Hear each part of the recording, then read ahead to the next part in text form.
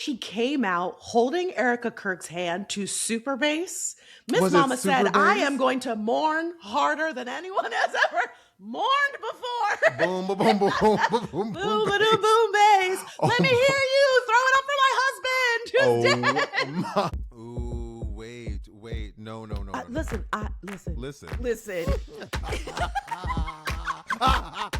Wait.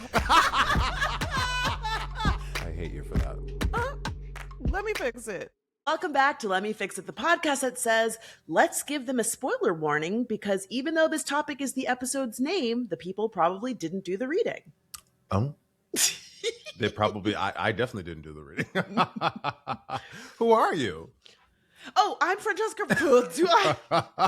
Do you know how this Do I know how this works? goes? I'm Francesca Ramsey. I'm an actress. I'm a producer. I obviously forgot how to introduce this podcast. And I'm a graphic designer. And I'm DeLon Grant. I'm an actor, a singer, a writer, an educator, and co-host who really understands how to appreciate a sweet banana. We're about to blur that out. We can't have Class, any if you don't phallic... remember, last episode, Fran was like, a banana? You just ate a banana? I was like, yes, everybody eats bananas. And they were in the comments coming for you. They came to your defense. Before we go to that, I just want to say that this week's tagline was submitted from C. Ponderosa via email, and they sent a note that says, love the pod.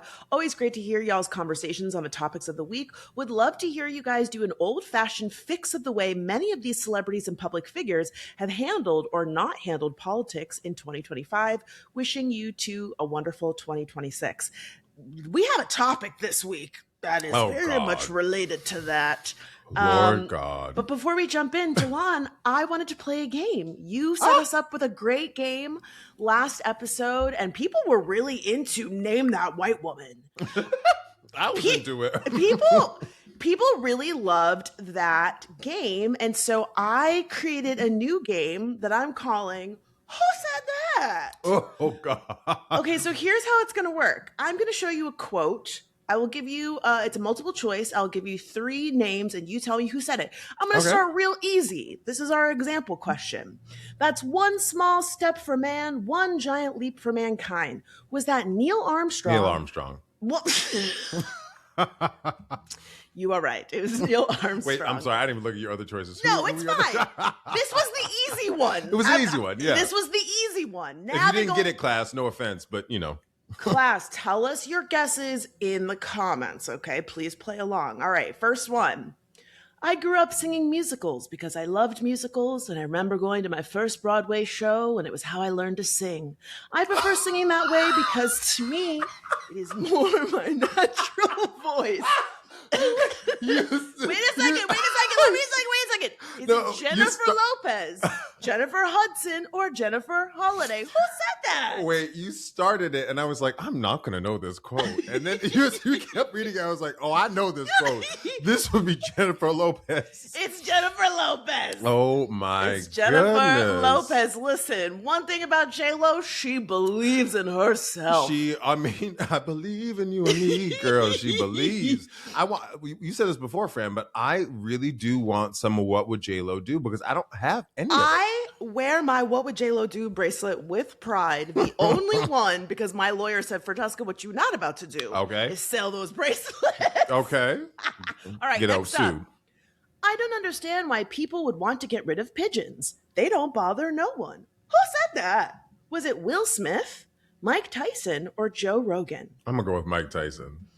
Damn, 3 for 3, Mike Tyson. I mean, Joe, I don't really know. I don't know of Joe Rogan. You know, I just know people talk about him. Yeah, He's just dumb. That's why I put him on there. This face tattoo, Mike Tyson. Why did you do that to your whole face?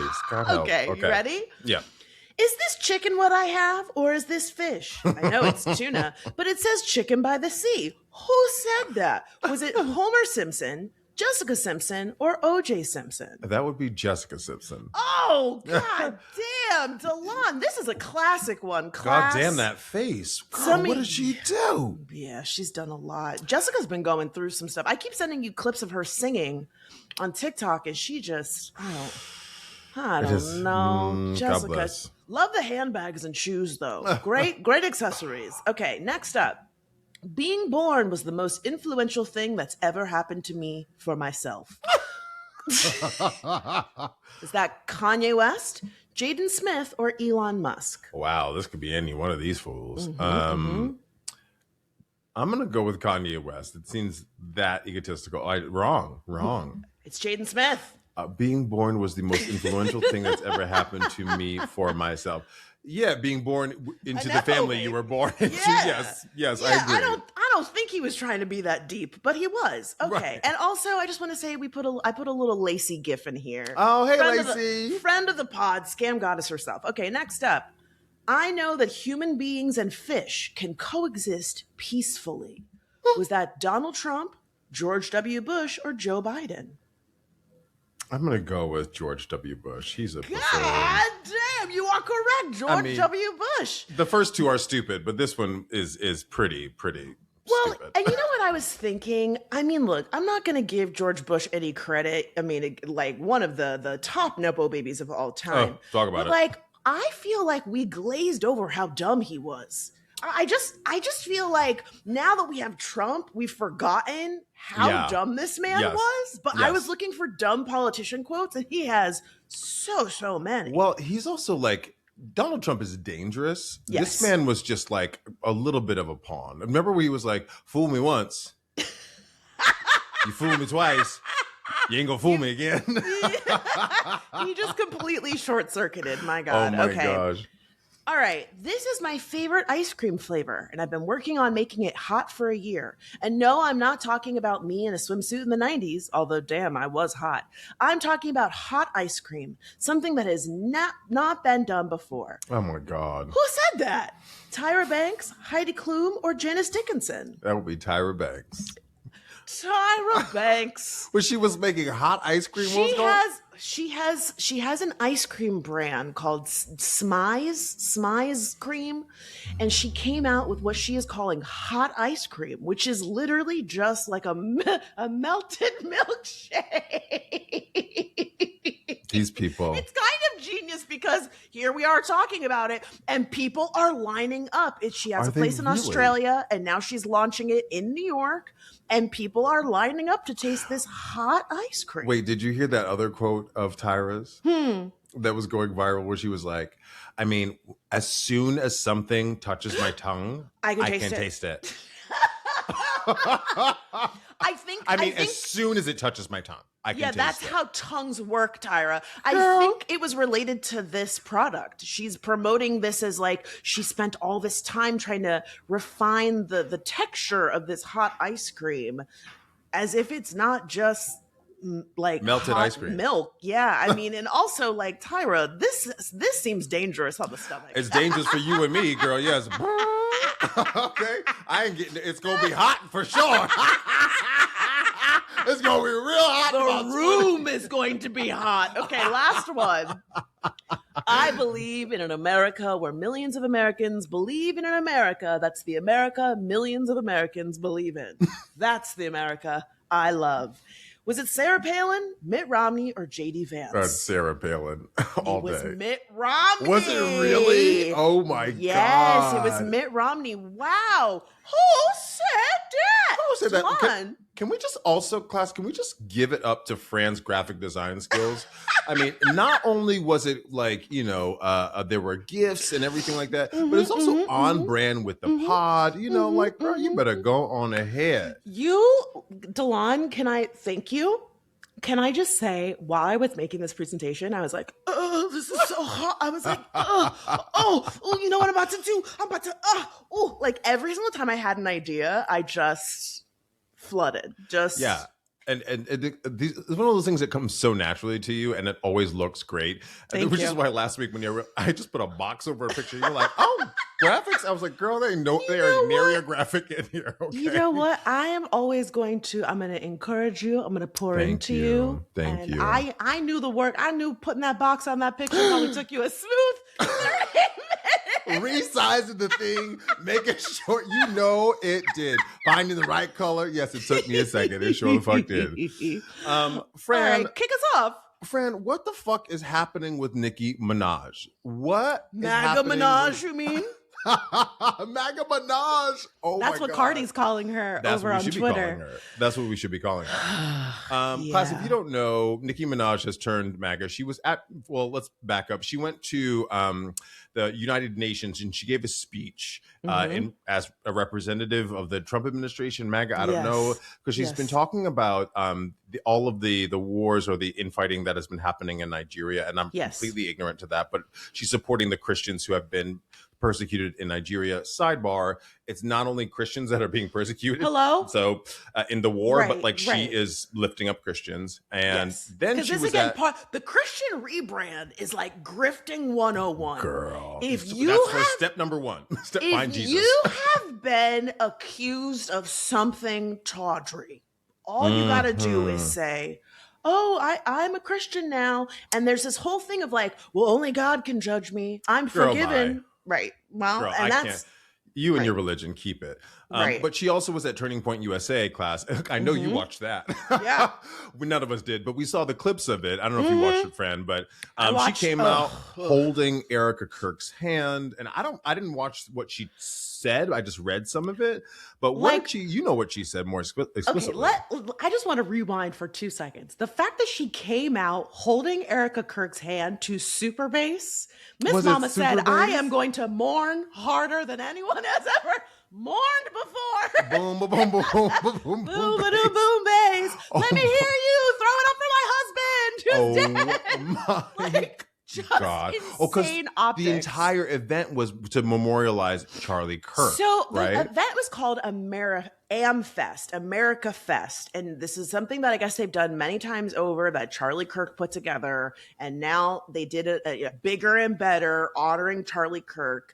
And Erica and Nicki sat down for a chat. And I mean, just the levels.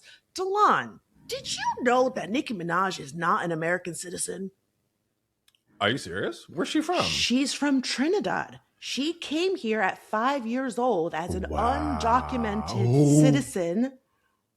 And she's at Turning Point USA. This just speaks volumes, right? Because whenever Republicans want to show like how not racist they are, they grab any random Black person who's completely unqualified. Why are you speaking at America Fest, man? You can't even vote, okay? That part. Okay, so I pulled some choice quotes, Delon, for you to respond to, because let me just tell you, it was so hard for me to watch this shit. Nicki, not that it's an excuse, but she is on some sort of substance. All the time. She seems like she's on another planet. But one of the things that she said was, I have the utmost respect and admiration for our president. I don't know if he even knows this, but he's given so many people hope and that there's a chance to beat the bad guys and win. She also called him dashing and good-looking, an incredibly good-looking president. Ma'am, who are you talking about? My eyeballs are going left to right because, girl, I don't know what you're talking about. And talk about being gaslit. We know. What are you talking? We know what that man looks like. Absolutely. The neck alone. Jesus. Well, and the other thing that happened in that clip is that a huge Freudian slip, multiple happened during AmFest, where she is talking about JD Vance and she calls him the assassin before she goes, and then also the assassin, our vice president, JD Vance. And then she realizes what she said and she's like, and Erica Kirk's like, oh, don't worry, it's fine. It was very, very strange. Nicki Minaj also talked about how Black women need to stop being mean to white women. And that she doesn't need someone with blonde hair and blue eyes to downplay their beauty because I know my beauty. Let's talk about what this rebrand is about, because you and I were texting about it being grifting, and it's definitely grifting because if you don't know, Nicki Minaj I think it's $50,000 that she owes to a former security guard for something that happened in another country. I don't know if it was Germany or France. It was actually a $500,000 default judgment that he won. And there is a potential lien on her $20 million mansion because she's refused to pay this money. The speculation, according to Cardi B, who I trust Cardi says Nicki is broke And that's the reason why she hasn't paid this man this money. Listen, let's talk about that. Like, she hasn't made any really popular records as of late. People aren't buying CDs anymore. No. It's streaming, and you don't make money on streaming. And she's not doing concerts. So, like, she's probably broke, right? Yeah. So this is the way to get her name in our mouths, maybe to, I don't know what you're losing fans, because let me tell you what, boom boom boom boom boom bass Anaconda was in the gay club. I'm a gay man, obviously, but you're talking now, you're being anti-trans, now you're shitting on all of your fans who were stans, who were barbs, and you're gonna lose that. You think look, you need to call Sydney Sweeney. You need to call Sydney Sweeney really quick, because she just tried this rebrand. Ain't go well. Just saying. Well, okay, so here's the speculation, and I'm not the first one to say this.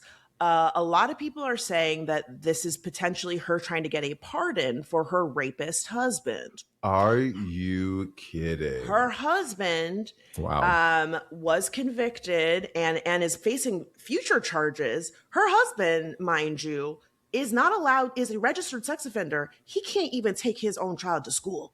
Okay, crazy. He can't even be within 100 feet of a school. And she's doing all this for this man? I mean, that's the speculation. And to be clear, a number of people have said, well, you know, it's not even a federal case. I don't think that Nicki Minaj cares about like the actual logistics of getting a pardon.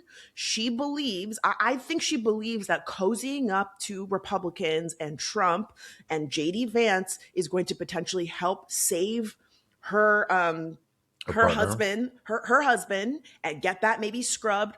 Her brother is also in jail for sexually assaulting a minor. Okay, so she has spent money to silence victims. I mean, she has been lost in the sauce for quite some time, and truly, it's surprising to me that so many barbs were like, "This is the final straw." I'm like, "This is the final straw." The straws have been eaten up. She's been doing stuff for a minute. And we saw the cracks on social media because that's how it all starts. You know, it was giving Azealia Banks circa 2014 or 2014, whatever, 2015, whatever it was. If you don't know who Azealia Banks is, she's also a rapper who got into a lot of trouble and ruined her career on social media because she just couldn't keep her mouth shut and was talking about everybody and fighting with everybody. Saying hateful stuff. Really saying hateful things. Pro-genocide stuff, saying homophobic stuff, transphobic stuff. I will never understand, again, artists who build their brand with the queer community. You are making dance music. You are making, and even, sorry to cut you off, Dawn, but even the Nicki Minaj thing of it all, I saw someone say, how did she become a gay icon? She never said anything in supportive of queer people. After the Pulse shooting happened, for example, people were asking her to speak out. Well, listen, and she was like, she's also she's not an activist, right? No. She's a rapper. And let me tell you about gay people. We find community, kind of a little more sanitary. We find community in our queer spaces. So a gay bar, a gay dance floor. So you are going to get us with good music. You got a bop? Come to us. We are so fucking loyal. Y'all don't understand. Name a major icon, female in particular, that was not built by the gay community. I'll wait. Yeah, no, you're totally right. Crazy loyal. So the idea, to your point, that I said it to your point, the idea that you're shitting on the people that built you up, I don't know. Like you're not. For why they're not going? Listen, let me tell you, those whites are not going to a Nicki Minaj concert. And it's so weird to be like, oh, she's Christian. The woman who sings a song about truffle butter. A song about don't Google what truffle butter is if you don't already know. Oh, girl. It's disgusting. But also, like, not only are they not going to the concerts, but you haven't been producing music. And so Gen Z, you have millennials and maybe some Gen X, but like Gen Z, Gen Alpha, they're not really listening to your music because you ain't around.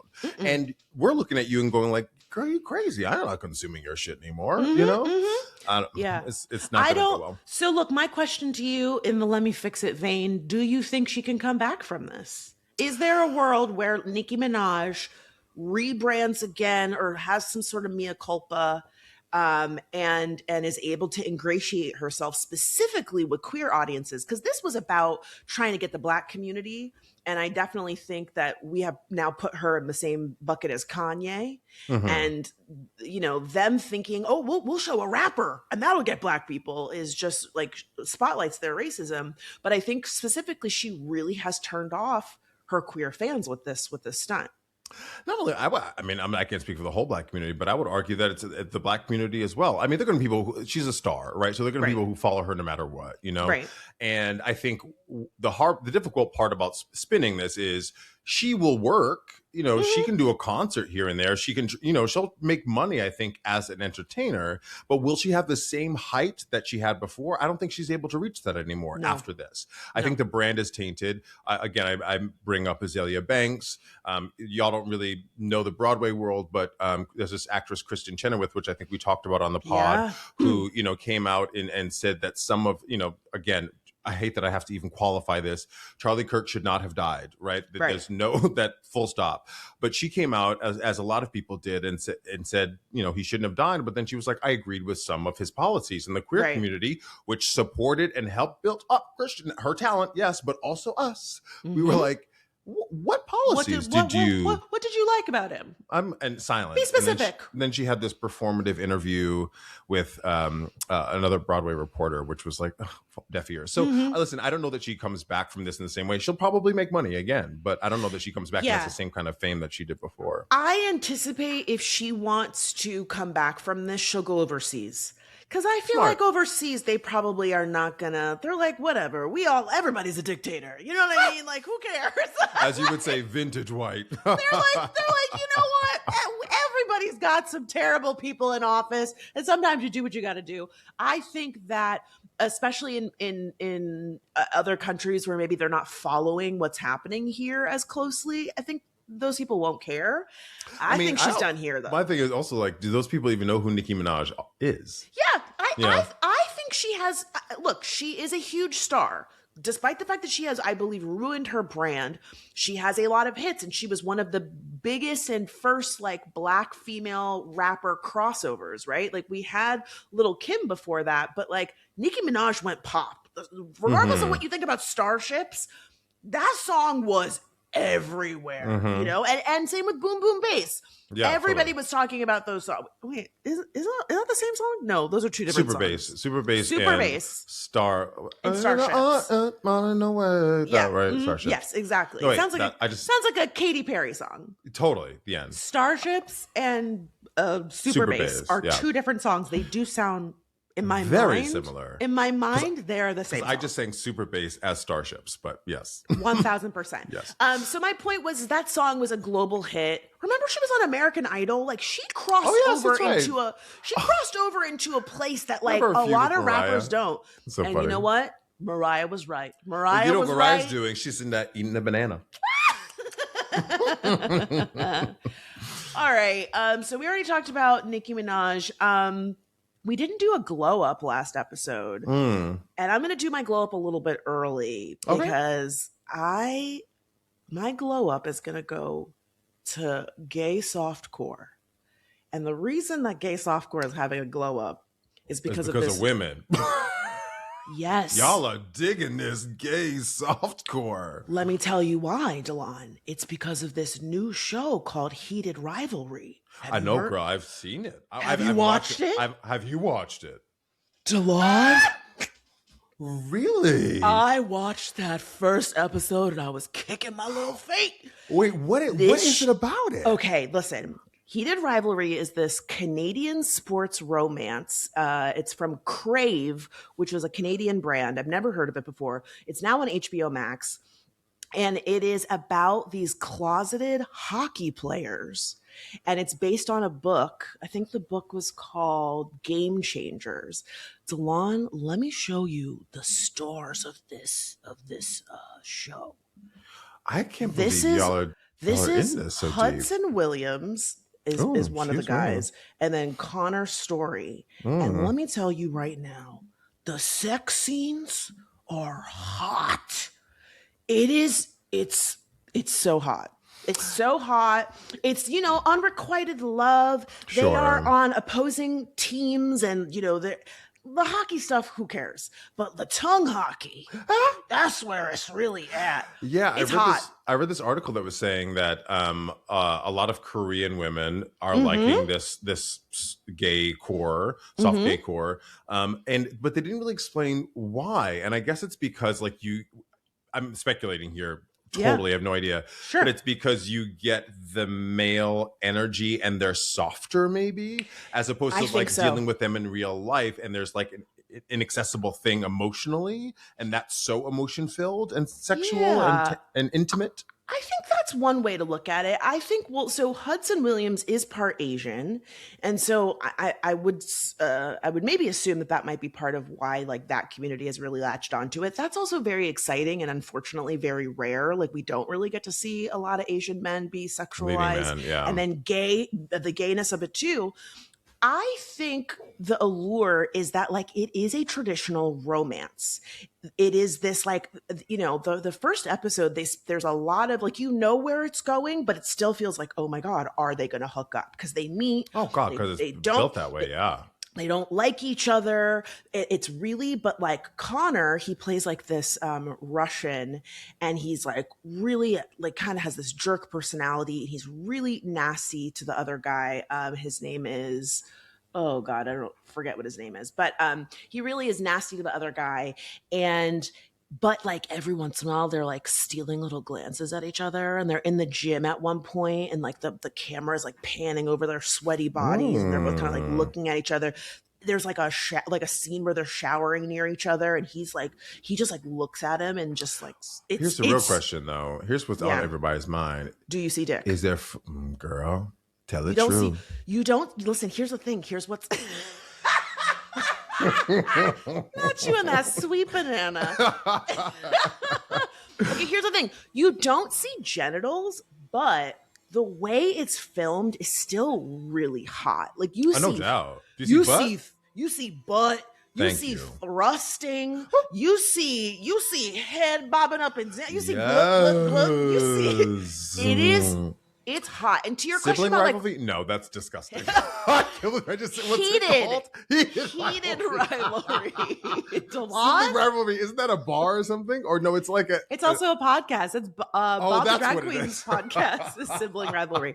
No, heated, Hilarious. and it's a double entendre because like it's heated between the teams, but it's also heated in the bedroom. I think I to love your that you had to explain the double entendre, Fran. I don't know, Delon. You also remember you had to learn how to read a recipe last episode. Okay, to your question about like why women are into it, I do think you're onto something about like the softness of it, because it Yeah. is like it is sexy, but it's really done in like a beautiful, loving way. Like shout out to the intimacy coordinator, because like the scenes are just handled in a way. Like there's a scene where they're having sex, and the whole time the Russian guy is like, "Is this okay? Do you like this? Consent, babe. That's why y'all are It about is- that consent. Y'all are, not y'all. Everyone should be about consent. Yes. But it's so elusive sometimes Yes. for you Yes. all that Yes. like it makes sense that that's intimate and beautiful. Yes, You know. especially in a pornography sense, right? Like when it's heterosexual, it's often like very rapey Violent, and very violent and weird. And these two men are very soft with each other, but it is hot. And they are, Ooh. and like honestly, normally I feel like if I saw these guys outside of the show, I'd be like, okay, yeah, they're good looking. In the context of the show, they are hot. It is so hot. You know what's so It's funny is that you really showed me the hot. pictures and I was like, oh, they're fine. But like, I understand what you're saying. Like contextually, you get to know who they are. And you're also, because of the sexual tension, we know what that's like to crush on somebody. You are almost rooting for them to come together. I haven't seen this show yet, but we're storytellers. But also the danger of like them getting found out. Like there's a scene where they're hooking up and one of the other teammates is in like the next hotel room, and they're both and one of them is like, rock the headboard. I don't think we should do this. Like it's really like, oh my god, I'm only 2 episodes in. Girl, that sounds like you've watched the whole thing. I mean, I've watched enough. It's on HBO Max, you said? It's currently on HBO Max. Okay. It's only, I think, 6 or 8 episodes. Okay. They're doing it every week. It's already gotten picked up for a second season. Wow. The showrunner, the showrunner and creator of the show is also a gay man, Jacob Tierney. Shout out to him. But the book, Game Changers, was written by a woman by the name of Rachel Reed. And I just think all of that combined, I think, is really why this show feels like a perfect storm of sensuality and like the heightened tension, but then also like the soft core and like, but it's also gay, but it's just honestly, the hype I think is well worth it. And I think, class, don't watch this with, any young people or, or family around as the holidays are coming up. Don't let it be a sibling rivalry. Yeah, don't do that. Don't do that. But let me tell you, I was in here going, ooh, I'm going to watch this. You know what? And I canceled my HBO a while ago. I kind of rotate what streaming service I'm on because I'll put you on my plan. Oh, wait a minute. That's love. That is love. I'm your sugar mama now. Shoot, I'll take that plan. I'll give you my Netflix, girl. Live. They're like, okay, cut those people off. So since you did your glow up, I have a little bit of a glow up myself. Let's hear it. It's more of a clap back. So did you, class, we talk about Karoline Leavitt. If you don't know who she is the White House press secretary. She is 28 years old. It's valuable in this, I swear. So I don't know the context of this, full transparency, but did you hear what Karoline Leavitt said about Cher and Cher's clapback? No. Cher, the pop star. So no.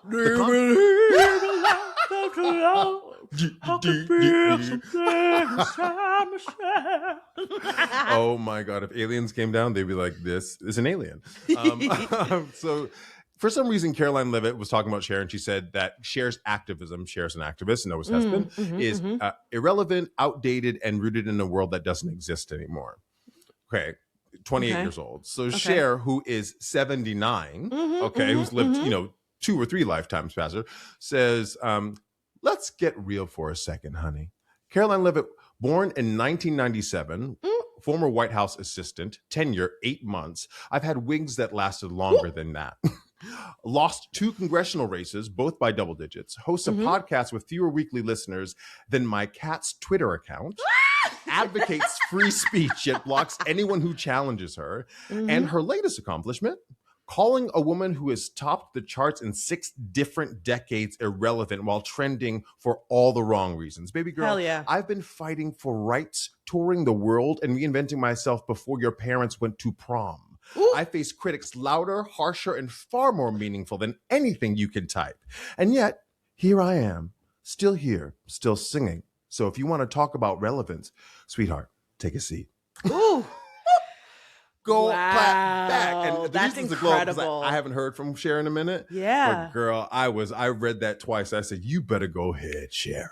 You know what? Honestly, I feel like Cher deserves her flowers and then some. And I think it's so incredible that she used this as a moment to, yes, clap back, but also like run down the accolades because she has done a lot. Show me the resume, girl. Unlike some people who get famous off of the gay community, Miss Cher has really been out there doing the work.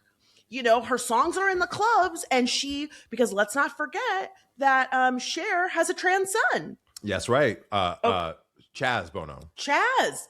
And Bono. So and Chaz was one of like the first real public 100%. Trans men, right? And so like that was really a big deal. And Cher really used her platform to spotlight Chaz and advocate for the community. She's always on the floats at Pride, Totally. Oh, I love that. And it's so interesting because the Republican Party, and I believe this is related to Nicki Minaj as well, they are so desperate for relevancy. They're always talking about how other people aren't relevant, and then yet they are always running to celebrities to try and like prop themselves up, right? They're always using talking somebody's shit, music and getting it, using taken somebody's down. music in a video, whether it be Sabrina Carpenter or Taylor Swift, or most recently, the White House used a SZA song. And SZA was like, "What are y'all doing?" Right? Like, it's this celebrity trolling. Yes. And again, it's a double-edged sword, because the thing that people were saying about Taylor Swift, we got this comment a number of times when we talked about it, was, well, you don't want to give the White House attention, but also at the same time, people want to take a stand and make sure that folks know I'm not okay with this. And again, it is intentional that they are picking celebrities because they want the attention. So for then Karoline Leavitt to turn around and say, "Oh, you're not relevant," it's like, mama, like, then why are you talking about me? If I'm not relevant, that part. Why is my name in your mouth? That part, but also like, not for nothing. Like, we were 28 at some point too, but to Cher's quote, the idea that you are talking about free speech and then you're cutting down every reporter that asks you a legitimate question to hold the administration's feet to the fire. The idea that you're saying that someone who, again, has all of this life experience is irrelevant just shows how small you are. And I think that's also germane to the administration as a whole and the conservative movement, like the MAGA specifically. They're fighting for relevance because they know nobody likes them but a very select part of the populace. And so when you have the entertainment industry saying, no, we can't stand you, we're fighting against you, we're using our platform, then you feel like the kid who was irrelevant in school, right? You're not welcome at the table, so they're fighting to be at the table, and they're doing it, they're bullying to be at the table, and it's not working. So that's also part of this, I think, Yeah, look, I mean, when you talk about the... Did you see this? For her. Oh, girl, I saw all of it. Well, Damon, I thought of this because you said that this administration is small, and Vanity Fair did this incredible profile of the White House administration along with these close-up portraits. And there was a lot of talk about, is it body shaming to make fun of Karoline Leavitt's appearance?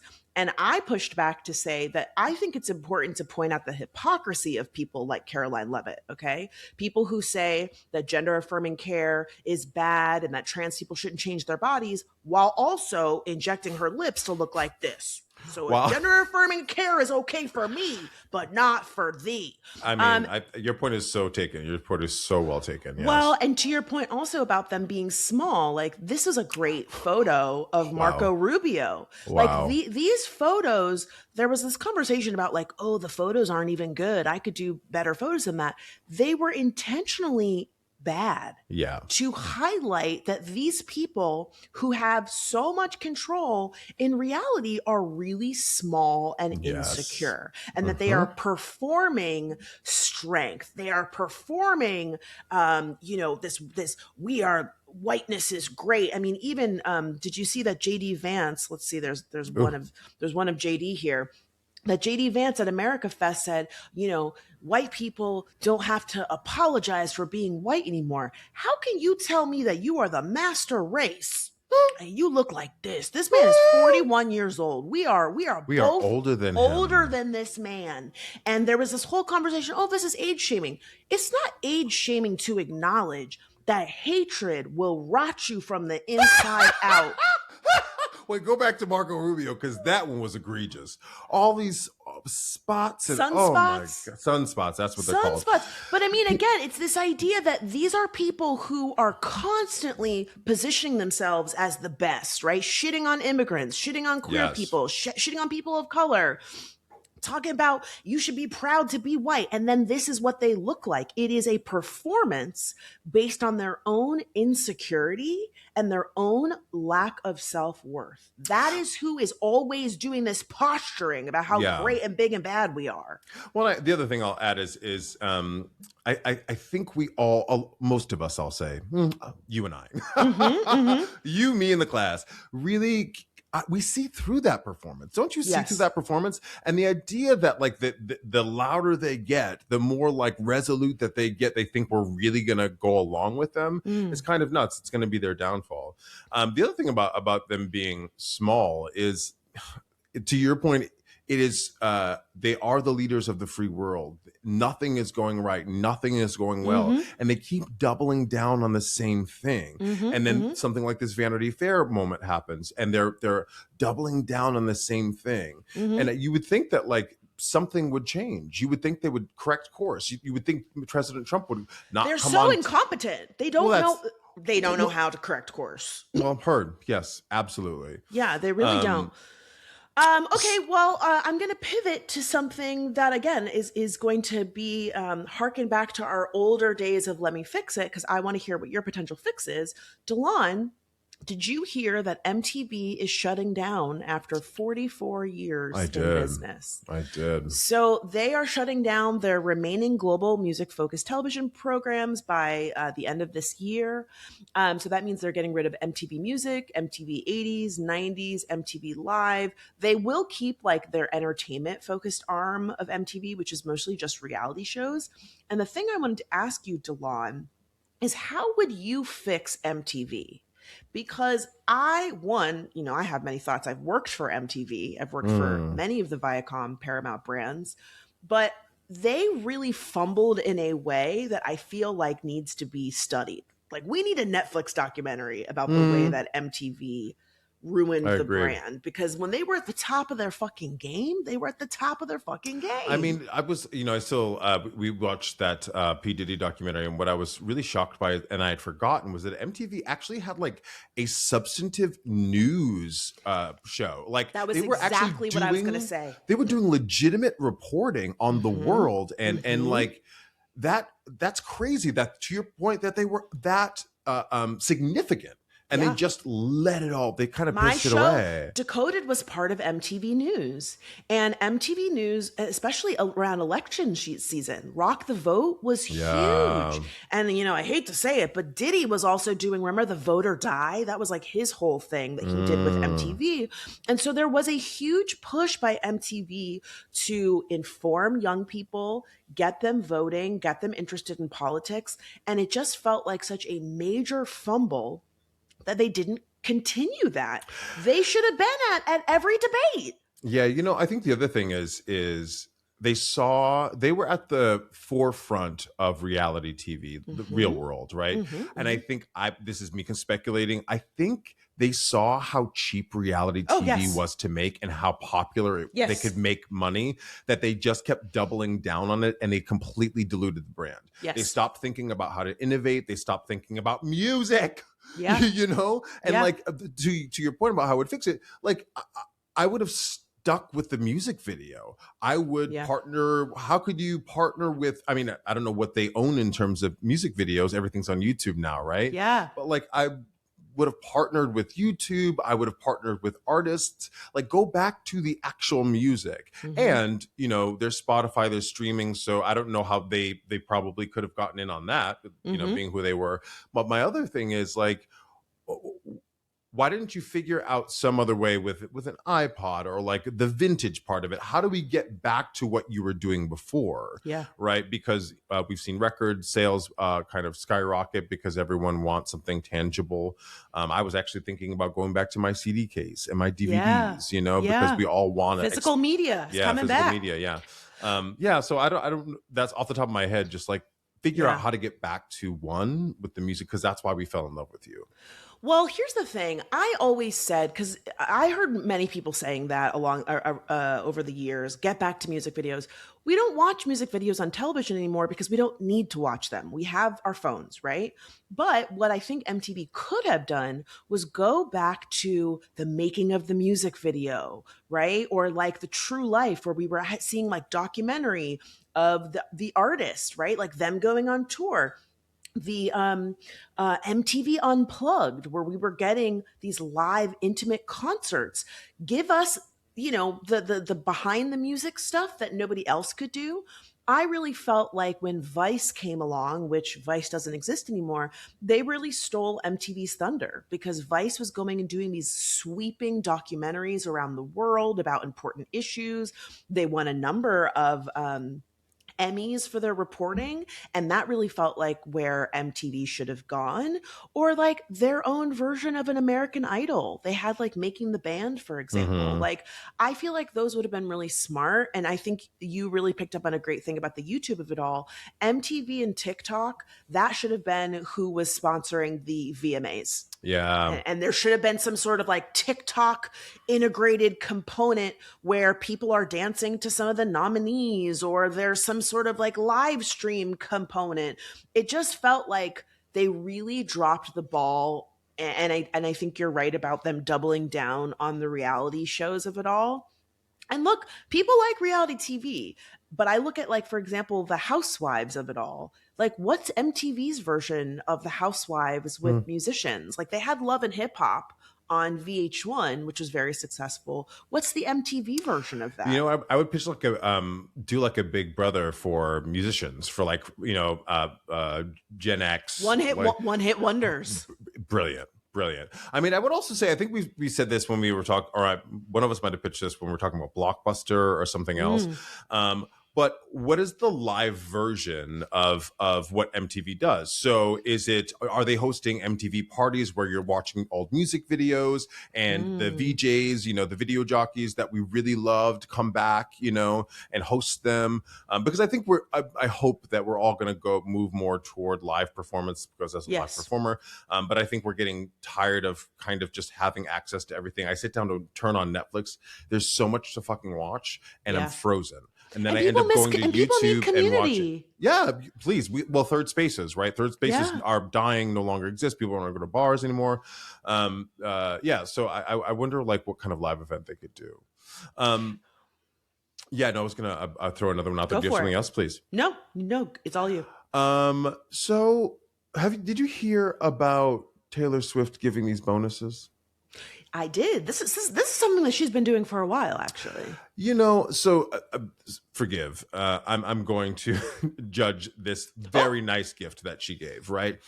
Yeah. So I forget how it was phrased. They weren't called bonuses. But it was money, like hundreds of thousands of dollars to a her lot of money. Dancers and her driver. It's great. It's awesome. I would love to be one of those people. Please give me the money. But I just also don't want everyone to forget that that's a huge tax write-off for her. Yeah. She gave like hundreds of millions of dollars, or $100 million that she gets to claim on her taxes as something that she paid for, right? She not only their salaries. So it's not as altruistic as we're painting it.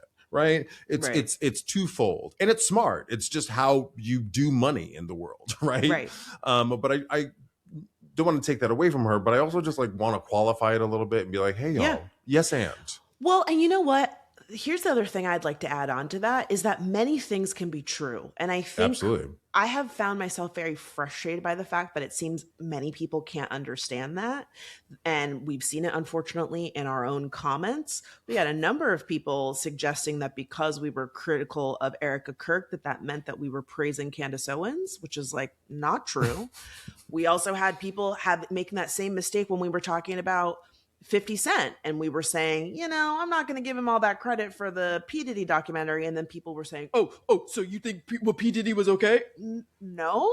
Two things can be true, okay? And the same exists here, that yes, Taylor did give her crew this money, and also she gets a tax write-off, and also it's not a coincidence that it's included as a clip from her new docuseries, and it gets to be the big headline that then overshadows. It's called goodwill. It's called good press. Right. And then it overshadows some of the more critical press about her lack of response, you know, to the Donald Trump of it all. So again, many things can be true.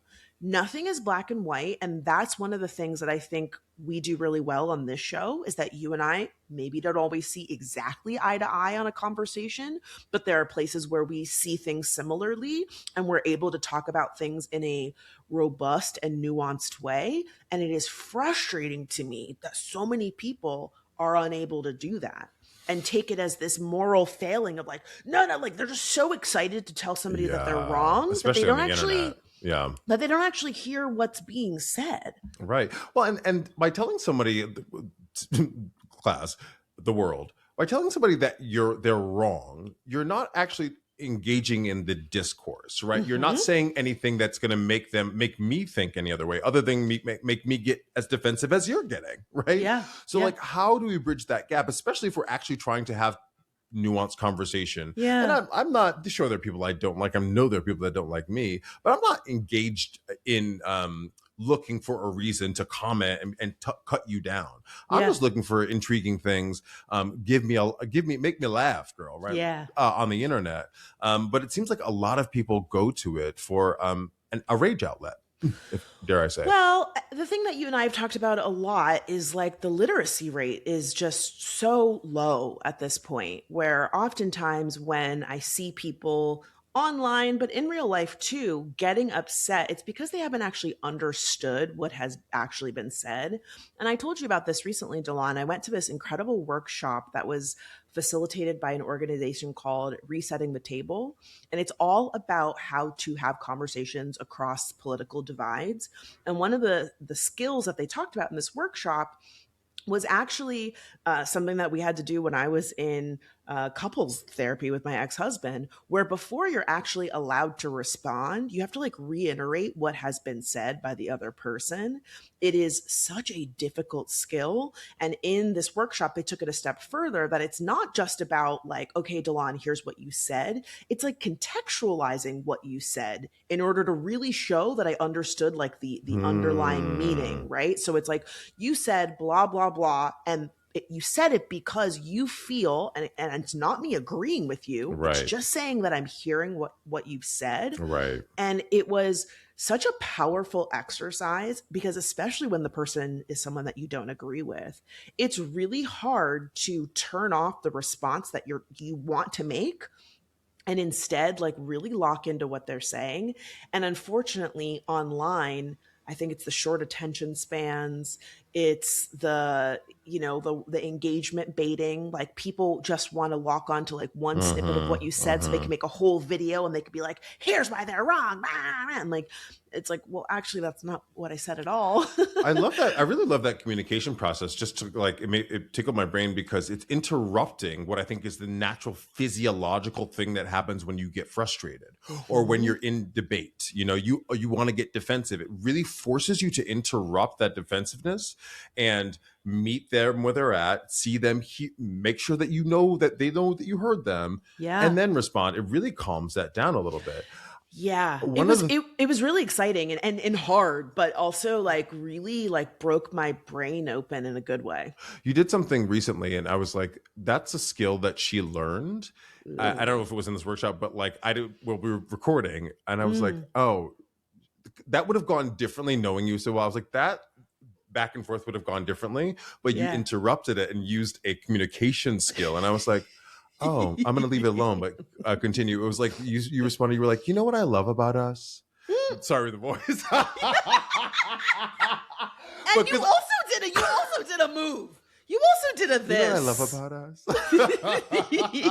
What you're saying is like, you know what I love about us is like you and I can disagree and we can still be okay on the other side. And what you did was you went, because you and I would go back and forth and back and forth and back and forth. You were like, no, I'm going to squash that and go, we're good. Bigger person. Moving on. I was like, that's a really great way. Do you know what the moment I'm talking about? Do you remember doing that? Yeah, I think we were talking about Diddy. We were talking about Diddy, and we were talking about moral compass, and we were talking about we had a whole thing. And again, I did genuinely mean it. Oh, right? I know you did. But it was also the professional in me, where it was also like, we're rapping, we're moving on. You know, there's the producer in your ear, but it's like ready 5, 3, 2, and I'm like, great, okay, and we're back. All right. Funny. I have one more topic. Okay. And since we already did our glow up, Delon, Merriam-Webster has crowned slop as their 2025 word of the year. Do you know what slop is? Can you define there's slop? Always something 6, 7. Now a slop. I mean, it sounds sexual to me. It's not sexual. It's not sexual. Do you want to try and define it? Sure. I'll say Slop is the food that gets stuck in the corner of your mouth when you're eating. That is actually a really good guess. It's not. Merriam-Webster defines slop as the digital content of low quality that is produced usually in quantity by means of artificial intelligence. Oh, AI slop is what we're talking about. So, you know, as you've probably noticed, you're not as online as I am, but class, AI slop is all over the place. I've gotten duped a couple times. It's getting better quickly. It's getting a lot better. My friend sent me this meme of a bishop yelling at an ICE agent about like, you're not coming in here, you're not. And I was like, my friend sent it to me. I was like, oh my God, that's so crazy. He sent a message back. He was like, no, my friend said that's AI. And here's why. And I was like, oh God. What did they say about the here's why? Because I'm now very much in this world because I'm working for an organization that like helps prevent people's content from being used by AI. So now I know like all the little tricks. Well, it was a little smooth. You know what I'm talking about when it feels a little smooth. It was a little too clean. The depth of the 3D depth wasn't as clear. But I'll also say like there were a couple glitches, right? Okay. That I was like, oh, I didn't catch that. One of the things that I've noticed that I've learned through the social media gig that I've been working is that a lot of times the cadence of the way that the people talk is so rushed. It's because AI doesn't really understand punctuation and the way that like we take pauses because our brain is thinking. AI doesn't think. So sometimes you'll see these clips and it's often, a lot of times you see clips of people yelling. In this instance, a pastor yelling at an ICE agent, and the way they're yelling is like da, da, da, da, da, da, da, da. It's just just like a speed through. It's because it doesn't take a breath because it's not a person. The other thing that I've noticed about these clips is they're all really short. The clip is like maybe 15 seconds. Yes, yep. So that's one thing to be like, why is this only 15 seconds long? And then I've been encouraging people to do a Google search for the subject matter to see if you can find it shared anywhere else. Because if the clip is only living on TikTok, if the clip only lives on Instagram, and you have not seen one reputable news source pick it up, chances are it's not a real thing. And then also, go look at the page that posted it. Because a lot of times you go to their page and you see, oh, it's the same exact story framing in different like scenarios. It's like, how do you have like 30 clips of a pastor shouting at a ICE agent? It's a rabbi. It's an imam. It's a black person. Right. It's a white person. It's a nun. You're like, okay, they're just trying to like fire them off till one goes viral. But yeah, the media literacy, we gotta be smarter. Friend, all of that advice is so discerning. You are a perpetual sharer, a perpetual teacher, in your own way, and like those are such clear ways to be discerning about this content. I'll just add on to that. I don't know if you heard iHeartRadio recently said that they are not going to be playing the slop, meaning they are not going to be playing any artist or any music that was created by AI. And I think it's really smart. It's like saying here, iHeartRadio is a place where you come for real artists. We support real artists. So more of that, people, more of that. Yeah, iHeart's new slogan is guaranteed human, which is just... How do you even have to say that? It's so dystopian, but that is the thing that they're going with. And they're saying it like between commercial breaks so that, audiences know we're not using AI generated musicians. What is the phrase? Guaranteed human. Guaranteed is their new tagline. Oh my God. What a time we are in. I know. Well, class, let us know in the comments below. Be honest. Have you fallen for AI generated content? You could tell us. We will not judge too hard. And also, go ahead and send us your taglines. Yes. This week we got one that was sent via text, but you can also send us a voice note via email. Just say, welcome back to Let Me Fix It, the podcast that says, fill in the blank. Shoot that over to us via email at lemmefixitpod@gmail.com. And you know what I want to know? I want to know, have y'all been watching this heated sibling rivalry? Stop, siblings! No, I'm kidding. Heated rivalry. And is it guaranteed human over there? You know where to get us here on YouTube every Wednesday. Hit that notification bell. That way you know when we've dropped episodes. But also hit that subscribe button if you're new here. Welcome. We appreciate you. We're here every Welcome to the Wednesday. class. Welcome to the class. I'm DeLon. I'm Francesca, and this was